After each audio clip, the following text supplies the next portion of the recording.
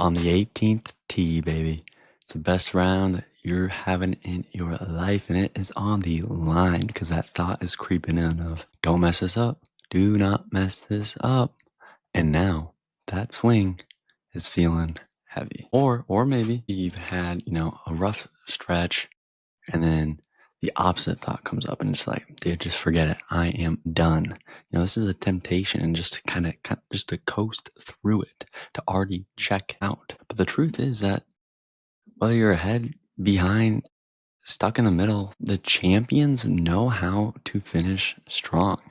And it's not ignoring emotions or just forgetting about them, but it's actually by owning them. We have to shift into our zone of function, our zone of performance, and then actually find it centralized, shrinking the moment, just the next step to our mountain goal, going down to that one play that matters. And then finally, we just have to see it differently. Okay, not as pressure for that last swing or that last play, but as our greatest opportunity.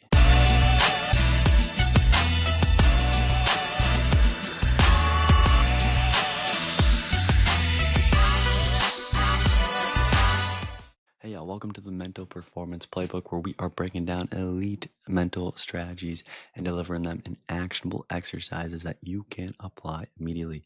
My name is Gabe Rummel, mental performance coach, founder of The Athlete's Health, and creator of It's for Noack Gym, where we are training your mind just like you train your body. Now, each week we focus on a mental performance theme that helps the athlete or the coach or the parent get these practical tools, these exercises to build that stronger focus, resilience, confidence, ability to handle the pressure, you name it. This week's theme is finishing strong and closing out those performances with mental precision. And that is exactly what we're going to walk through here. We got 4 steps, 4 pieces that we put together in a flow for you to use, to take out, go put in your next practice, in your next game, in your next performance today. So without further ado, let's dive deep into finishing strong. And step 1, the first thing I want us to do is name the nerves and channel them, because we're going to have the nerves come up, right? Michael Jordan said, get all the butterflies lining in the right direction. What we want to do is actually name them. If you're nervous, I'm nervous. I'm excited, right? This quick label, calling it what it is, spade a spade, is going to lower that emotional. It's going to help us identify, okay, instead of having this emotion just swirling around in there, this thought's going, we now can lower it a little bit by just saying it out there, telling ourselves what it is and not ignoring it. And we don't want to just stop at that label. That is a critical part here. We want to redirect it into our emotional zone, right? It's like we're riding a wave. And if we're too high on that wave, we're going to be scared on that cliff. And ultimately, that wave's going to crash and we go tumbling down. But if we're too low, that wave comes crashing on us. All that pressure, all the game comes down on us. So what we want to do is find that pocket, zone pocket. Okay. And I have a couple different examples of what the zone could be like. But if you're ever watch like NBA or basketball, right? I break them down to 3 different zones, right? There's a rage zone. Okay. These are these amped aggression people, right?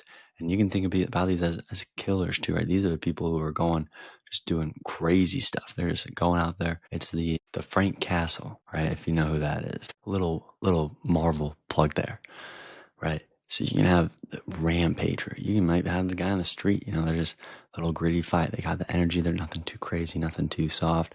They're going around though. They're getting that kill shot in when they need to, right? If we're thinking about that GTA, if we're thinking about that Call of Duty. Otherwise, there's also a silent assassin out there. Now, this is that calm focus. These are the people who you don't even really see any emotions out there. Now, these are all 3 different levels of that emotional zone that we want to find for ourselves, name it, and channel it, label it back into this instance. So those are all 3 cases of people being locked in, but they are different energy levels, different emotional response levels. So if we want to take this away, if we want to start to use a step 1 of finishing strong. We want to make sure that we can keep naming our nerves and then channeling them into what level we are. So if we want to do this, it's name, redirect, zone. Get it in there. Name the feeling, redirect what we're doing. This is not just nerves. This is fuel. This is getting us going. This is getting us in our zone, because then we're stepping into that zone mode, that zone era, whether it is that just rage crazy killer, whether it's that street guy who's going around, or that silent assassin who you can't tell anything, everything, what is happening for them. That takes us down into step number 2 of these reset rituals, and reset rituals to actually get us bouncing back even faster, just staying in the zone so we can finish through it. Because if we are in that zone, a mistake is still going to happen. We're not going to go perfect 10 out of 10, 20 out of 20, whatever we're trying to do it. We're not going to be perfect in it. Even if we do have that separation, maybe we got to be between 1 and 0 and we're 95, we still have a little bit of difference. I was not perfect. So the difference in what we want to do here is stay strong and crumbling down how fast we actually get back into it, because we want to do that as fast as possible. That's why we're going to use this reset rep of a physical cue, tying something physical into what we're doing, either verbally or mentally, having 10 seconds with it. If we got that, if we need it to be less, we can have it be less, and then right back into it. We have to do something physiologically, something physical, like your lifting weights is physical, like your sport is physical. Have to do something physical with the mental here. That's ultimately what we're doing. So for instance, Alex Honnold, right? Free solo climber, climbing crazy amounts. He slips, his foot slips. For him, it's a quick reset. Okay, foot slip. My hands are still there. We're still alive in his instance. Move on to the next one. Tiger Woods would sometimes take some 10 steps and then have it be gone.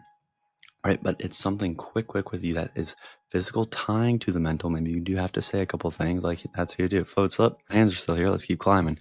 It's so ingrained to have this reset ritual as we're climbing up this mountain, literally and figuratively, with our mountain goal and stepping stone goals, that we are doing it to the utmost of our ability, because we are using these reset rituals. And then we get into our step number 3 of staying central, of shrinking that moment, right? It's like if you put 2 hands on your eye and look through it, that camera all of a sudden looks a lot bigger, because that is the only thing that I am looking at. So if we can manage our emotions with step 1, and if we can reset when we need to, it is time to find the central focus point, the centrality, because that's all it merely means. It just means shrinking the moment into the simplest form. It's just another swing. It's just one shot. It's just one rep. It's not the whole round. It's not the whole season. It's just this one moment. For another example, it's like we have our mountain goal of maybe it's going to state, and we were working towards that all season. But realistically, all season, we were just taking individual steps, our stepping stone goals up to that mountain goal. And that is the key of the step number 3, shrinking the moment, centrality. It's just another step for us to take. It's that one play lens. Shrink it down. This swing is all that matters. Use a breath, use an anchor word, use an anchor phrase, use an anchor key, something physical. But it's just that one play is ultimately all it is. So if we want an actionable way to do this is, for example, like everything falls on the swing. My gosh. Instead, we can turn it into show them what we're made of. It's just another swing. It's just another practice rep here. And then we get ourselves in our zone, that zone that we're supposed to be in. Maybe if we need to get hyped up, then we can hype ourselves up more. But for me, I'd be more in the not as hyped area, because that's the energy add to it, right? We don't want to kill the hype if we're thinking we need to go down some, or if we need to be more. We just want to channel it into the smallest, most controllable space. Think about all our anime and Marvel movies where they're bringing all that energy together and then firing that forward. That is ultimately what we are doing with this step number 3 of centrality. It's maybe I was shooting some hoops yesterday on the gun, and I was missing a couple. I had to come back to, okay, focus on that wrist flick and right over the rim. And sure enough, another swish from that 3-pointer. But that's how this works. Of once we know how to manage the emotions, and we can reset whenever we need, that takes us into this step of shrinking that moment down into just the one moment. And if we want to add one last final piece to this, it is finishing as an opportunity and not pressure. So this is step number 4. And when we get to those big time moments, it's a lot of pressure. I mean, if you do think about it like that, the whole season on the line, that's pressure. So we want to instead change this, reframe this, have a new sea of this opportunity, because this is an opportunity. We don't want it to be a burden. Oh no, it's one more or we die, we succeed, or it's just despair. It's so sad. We need to flip the script. Okay. The finish is the best part. And that's the key idea with this. Finishing is the best part. It's the moment to have the most fun, to stay locked in, but have the most fun with it, because it's the biggest chance to show the work, the ultimate practice play of your life. You talk about practice. We're talking about practice. This is the ultimate practice play here. So we just want to have a frame to close this out. Maybe it is a mantra. Maybe it's strong to the end. Pass one more. Every rep counts. Have fun and show out. You name it, but it might be a theme for your team going into this. So instead of fearing the 18th hole and stepping into it tied or up one, and all you have to do is get par and you're going to be good. And now that's all you're thinking about. Oh my gosh. Okay.